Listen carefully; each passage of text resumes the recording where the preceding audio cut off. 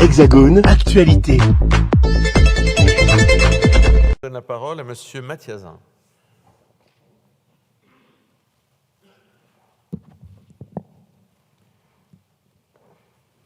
Monsieur le Président, Madame la Ministre, mes chers collègues.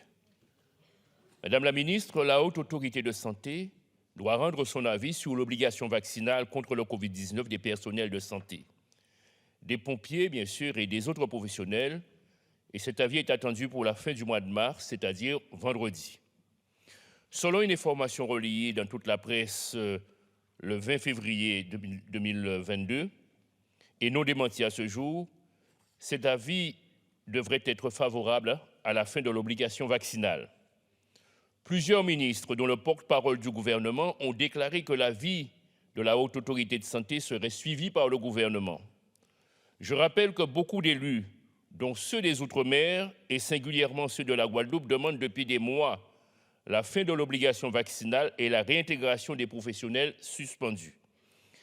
La suspension place en effet ces personnels dans une position administrative inédite, sans durée déterminée, hors tout statut de la fonction publique territoriale, hospitalière ou d'État, alors même que nous manquons cruellement de soignants.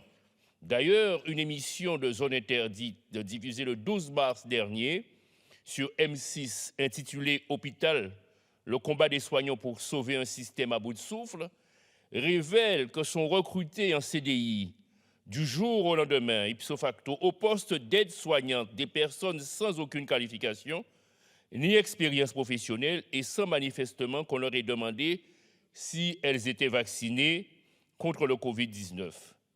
Sitôt embauchées, ces personnes sont amenées à administrer des soins infirmiers, médicaments, pansements aux patients sans qu'on leur vérifie si elles sont vraiment diplômées. Au vu de l'évolution de la situation épidémiologique, des connaissances médicales et scientifiques et des réalités de terrain, la levée de l'obligation vaccinale et la réintégration des personnels soignants seraient une solution de sagesse. Madame la Ministre, quand le gouvernement entend-il prendre le décret prévu par la loi du 5 août 2021 relative à la gestion de la crise sanitaire pour mettre fin à la suspension de ces agents, à leur réintégration et, bien sûr, je pense à d'autres personnels suspendus? Madame la Ministre. Merci, Monsieur le Président.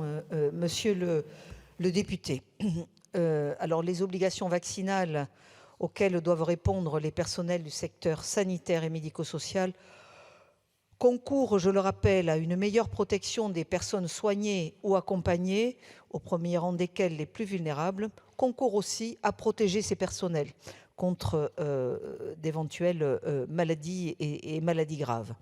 Depuis le début de la crise sanitaire, le gouvernement appuie systématiquement ses décisions, et en particulier celles touchant à la vaccination, sur des avis de la communauté scientifique. C'est la raison pour laquelle le ministre de la Santé et de la Prévention a procédé mi-novembre 2022 à une saisine de la Haute Autorité de Santé, vous l'avez dit, ainsi que du Comité consultatif national d'éthique.